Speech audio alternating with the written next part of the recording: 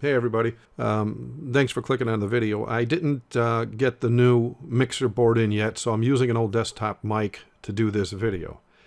I can't see using the mixer board anymore because it's really destroying the microphone sound quality, and I can't plug that microphone into a computer. It's got an XLR input, so I'm using an old USB mic. And hopefully I'll be able to get through this video. But I got to do this video. I mean, check out this article. The Pope slams climate change deniers as stupid. What this Jesuit Pope doesn't seem to understand is that most people are not stupid when it comes to what he calls climate change, because we are all on the same planet experiencing the same weather changes. Now, yes, we had a few hurricanes, just as we do every year. And just so you know, those hurricanes were bad, yes, but they were not as bad as the media reported them to be. They're obviously pumping up the numbers to help the Pope in his long prophesied agenda regarding climate change. I mean, I'm going to put a link in the comment section below about an animation that I came across that compares hurricanes the last few decades. And Irma, Harvey, and Jose were large storms, yeah, but not the largest. In fact, Matthew was much larger than Harvey, Jose, and Irma was only 15 miles wider than Katrina. And just so you know, Irma was 400 miles wide. But Sandy was 1,120 miles wide, literally engulfing Harvey, Irma, and Jose altogether, with 3 miles to spare. In fact, you could fit another Hurricane Harvey inside Sandy and still have 3 miles left over. But Irma and Harvey got much more airtime in the media than any other hurricane in history, because we now have a Jesuit Pope who needs to do what Satan demands, seeing how he knows his time is so short. Plus, when the Pope says the stupid people should ask the scientists, he is actually talking about his small handful of paid-off politically accurate scientists that prophecy declared would be very active in our day. What the Jesuit Pope doesn't seem to realize is the stupid people actually know when he says climate change, he's really talking about global warming. And everyone, including his own scientists, know they messed up and picked the wrong scenario when Al Gore and John Paul II got together to fabricate this whole thing decades ago so as to hide the truth about the soon-to-start 7 last plagues that are actually the end result of their agenda, wherein they use the natural disasters as a way to enforce the mark.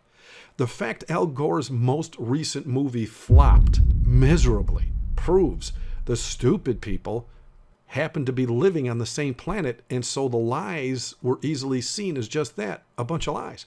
Because his previous movie spoke of some very scary things that were supposed to happen in nature by the year 2016 that never actually happened, that he and Pope John Paul II predicted.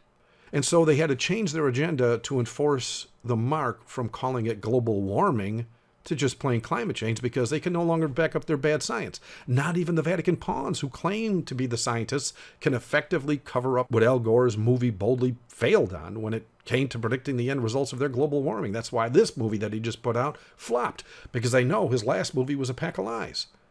And one last thing, as I stated earlier, the Pope only has a small handful of puppets he calls scientists that back his claims, but the stupid people know all about the 31,487 scientists that confirmed in writing that global warming is wrong. And Delingpole stated quite recently that global warming is in fact a myth, according to 58 scientific papers that were published in this very year. Now, don't get me wrong, nature is running a little off kilter, but it is neither climate change, global warming, or even global cooling, even though the present figures do in fact say the planet is actually cooling. The planet has had its normal climate changes and cycles ever since day one, like any other planet in the universe. But what we're seeing now is not normal. It was prophesied to be this way right before Jesus returns to remove his bride from this sin-sick world. And so just as the mountain shook when the Lord descended upon it, when he gave Moses the already understood 10 Commandments that had been the law of the land in New Jerusalem long before mankind was ever even created, well, now the entire planet is convulsing as the day of our Lord's return draws nigh. And by the way, anyone that declares the end is not yet nigh, as John Paul II stated back in 1998, that, my brothers and sisters, is the true definition of stupid. Thank you for watching. God bless.